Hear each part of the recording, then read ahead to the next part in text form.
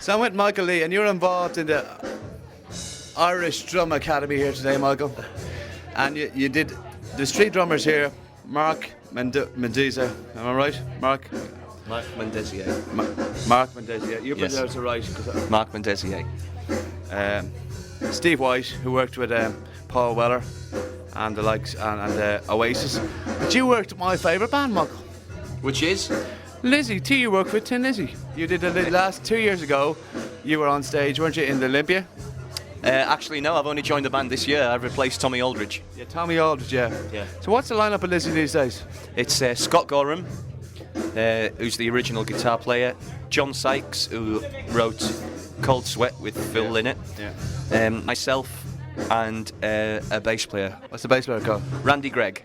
Is this the same bass player they used for the last while? No, they were using a guy called, when they had Tommy Aldridge on drums, they were using a guy called Marco Mendoza, who's now playing with Whitesnake, along with Tommy. And on the months that I've just completed with Thin Lizzy, we've had the very talented Gary Liederman on bass. Unfortunately, due to his other commitments, we're now taking Randy over to do the touring with us, you know. John Sykes is some frontman, isn't he? I've seen him. I was there 2 years ago. He's some frontman. He's got the whole. He's got the whole guitar thing again, but he's a great frontman too, isn't he? He's brilliant. He's a very, very, very good dear brother of mine. Where does he live, say? He lives in America. That's all you're going to tell us about, just in case we got a stalk of a radio station guy here. But were you big into Lizzy from the early days? Did you always like this? What age are you? How old? Michael, yeah. I am 32 years old. I started playing drums when I left school when I was 17 years of age, and I've been playing ever since. My first ever band was a band called Little Angels. We were on Polygram. What happened then was I went from them to The Cult. The Cult, were you? I was in The Cult, yeah. The main drummer in The Cult? I replaced Matt Sorum when he joined Guns N' Roses. Yeah. I played with The Cult, and then There's a bit of a progression there when you think about The Cult to Guns N' Roses. People didn't catch up, but I caught up on that at the time. Yeah. They got the Cult drummer goes to Guns N' Roses, but they kind of scary, mad, kind of whacked out outfit, but they were great music. Yeah. It was my first real big tour, you know. Even though I did big touring with Little Angels, it was great to do that. But from that, I did some short sessions with Lenny Kravitz, and then Lenny recommended me to Robert Plant, and I moved over to Robert Plant and did his Fate of Nations album and world tour. And then after that, Jimmy Page joined the band, and it became Page and Plant. So that was really the start of the Page and Plant thing, you know. So you were a drummer on that. Where did you gig all over Europe, over the States with that? Every country in the world, globally. Finished in Mexico, and then we took a fortnight off. Don't we all? Yep. And then Jimmy joined, and we did the MTV unleaded, no quarter video with all the Arabic musicians, and it was from that point on we're working with such great players as Hossam Ramsey and all the other Algerian guys. And Egyptians, and I've now took that one step further. I've been playing in Dubai in the Middle East, and I'm actually doing my own record at the moment of my drumming versus Arabic music, and I've been in the studio recording that, putting it together. I'm really, really happy with it. It's my first sort of own offering, if you will, and I'm going to be looking forward to going back to the Middle East in January next year and doing some more stuff out there. It must for a youngster growing up, how many kids pick up the drums would like to work with Page and Plant? You know what I mean? Yeah, well, all I can say is it's an honour. You know, it's an amazing thing to have those 9 years of opportunity, and they showed me so much. I'm so grateful to them, and they were so good to me, and really taught me so much. You know, and I've actually taken that and used that experience, and there's things that they've shown me in. With other bands as well. I've done 2 albums and world tours with Echo and the Bunnymen. I've done a couple of little bits and pieces with Bryan Adams, TV appearances. I've enjoyed that, and played with Tori Amos with Robert, and played with Neil Young, played with Aerosmith with Jimmy. I mean, you know, I've been very, very lucky. And people might remember that, but this is like the kind of rock story. Can you get rock stories? We're not going to go all the girls hanging around Robert Plant or something, but what kind of goes on? Where do you go back to after a gig, say in New York? Were you over in New York, say? Yes, we did 4 nights at Madison Square Gardens on one. So what hotel did you stay in over there, say?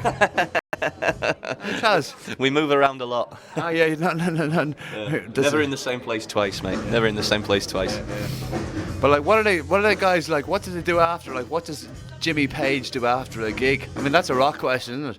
Does he go back and get into a bit of Albert King and Albert Collins back in the hotel room, or does he go out getting twisted or something like? Well, I think all I can say to that is we're all very private people, and we all do our own thing. It's great playing with Jimmy on stage, and he's a wonderful, wonderful gentleman to be around off stage as well. I've got nothing but admiration for all of them, Robert included, and Charlie Jones as well, who's an amazing bass player. I've really enjoyed my time with them. And so Paul Jones, the bass player. Charlie Jones was playing with me with Page and Plant. John Paul Jones is the original Zepplin player. But Charlie's a phenomenal musician, very talented, very gifted, as is Jimmy and Robert, and it's an honour to be with to have worked with them. So when was that gig you were doing, say the Page and Plant thing? When was that? Like 2 or 3 years, 5 years ago? We started it. Well, I joined Robert's band. I think it was 1993 or 1994, and Jimmy joined, and we did the Unleaded thing in 1995. And then after that, we took a break. They took a break. I did the Echo and the Bunnymen stuff, and then we reformed and did the Walking into Clarksdale album, which we recorded as a 4-piece and went and toured that, and to phenomenal success. You know, it was really, really good. You know. So like, what tunes would they knock out? Would they knock out some of the old Zepplin stuff as well? Like, obviously, would they? They're not the kind of band that's a karaoke band that will knock out old hits, but like, you know. What kind of set would you have done with, say, Jimmy Page and Robert Plant? Jimmy. Okay, well, we would sometimes, for instance, start with their Wanton song or Babe, I'm Gonna Leave You. Out of the Led Zeppelin catalogue, the set would include, say, Going to California, A Whole Lot of Love. We would play Dazed and Confused some nights, How Many More Times, which is great, you know, because the beauty about Led Zeppelin songs is there's so many areas in there for progression. So a song could be 10 minutes long, it could be 20 minutes long. Just depends on how those personalities on stage, where it's going to go. And I really like that, because we never played the same thing twice, and it was always. That was a kind of bluesy element to Zeppelin, wasn't it? They would like a hook up.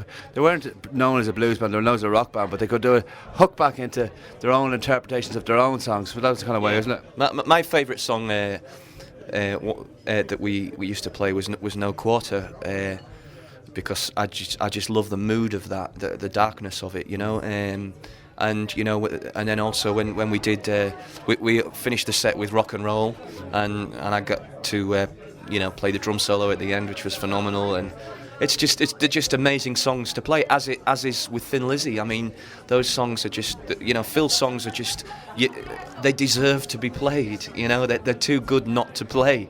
Someone's got to be listening to that. I mean, that stuff's just incredible. But just finally, Micheal. Yeah. Before this, Led Zeppelin only had a couple of videos of their own material on video. And then the song remains the same, doesn't it? From the 70s in New York. Yes. Now there's all new material. The fans DVD. The fans must. I think the people are absolutely delighted to see that put out, aren't they? I agree. I mean, I actually got a copy of it myself, and I was just. I mean, it's all Jimmy's had and effort. He's put a lot of time into that. I know the time he's put into it personally, and I just think it's paid off. I think it's absolutely classic material. It, again, deserves to be played. It deserves to be out there. And I think all credit to you, Jimmy. You've done an absolutely superlative job there. I've been playing that stuff for 9 years, and I couldn't get it off my DVD player. I thought it was fantastic. Yeah. The Zeppelin fans are very well appreciative of putting that, no matter how much money it costs them. But I know Jimmy Page went to the Hammersmith Odeon in London, and he got the material that had been recorded by the House Video guys put out. He had to go archiving his own material, which I thought was mad. He had to go looking for the stuff, his own footage from different places to put out on. Presumably the recordings were done as well. Like, I really don't know, mate. I'm not sure. All I know that Jimmy spent a great deal of time sourcing all the material, going through it, you know, and all that. But I think again, all I can say is he's done an amazing job, and it's well, all credit to him. It looks and sounds fantastic. And there was the collaboration with P Diddy and Kashmir. Do you remember that? Were you involved in that? No, I wasn't involved with it. I played to it tonight because that was my first song that I opened with, because I wanted to do a different slant on it, you know. Because the version that I played with Jimmy and Robert when we did the unleaded thing, there would be no point in me just playing over that tonight, because of, you know, it's just I'm just redoing it twice. So I chose to do that, and you know, just for a different slant for the kids to see a different perspective on the drumming. But however, I did have monitor problems tonight, but I just decided to turn the thing off. Is that John Bonham in the background here, do you think? No, it's the three of us. It's Mark, Steve and myself, I think. Yeah. But you were on second, weren't you, Steve? You were on second? Steve was on second, I was on last. Oh, you were on last, yeah. So, yeah. It was a good little event, and it was well supported. There was 400, 500 people here. I mean, you must be pleased. Yes, well, I'm absolutely delighted. Like I said, I had one or two technical issues that needed to be dealt with, but hopefully everyone there enjoyed themselves. And I tried to sort of just get on with it and do a bit of soloing, and they got to see me play with a bit of music and then do my own thing as well. So I think, in all fairness, it turned out best in the end, and I had a wonderful time. I'm a big fan of Dublin. I'm back again in December with Lizzy, and what are you doing at the Olympia? No, we played the Olympia. I think it was last month or the month before. We're doing 2 nights at the Ambassador. Ambassador up the top of O'Connell Street. Yes, yeah. Yes. That's a good venue, yeah. Yeah, we'll be there for 2 nights, and I can't wait to come back and rock the Casbah. Do you know what date is that by any chance, Michael? Do I know what? Sorry. The date that is. I'm afraid I don't know it. I know it's off the top of my head. I don't. I think December anyway. It's the first week of December. Yeah. So as are most things. Yes. Hello. Michael Lee is still with us at the Irish Drum Academy workshop, and sponsored by Zildjian.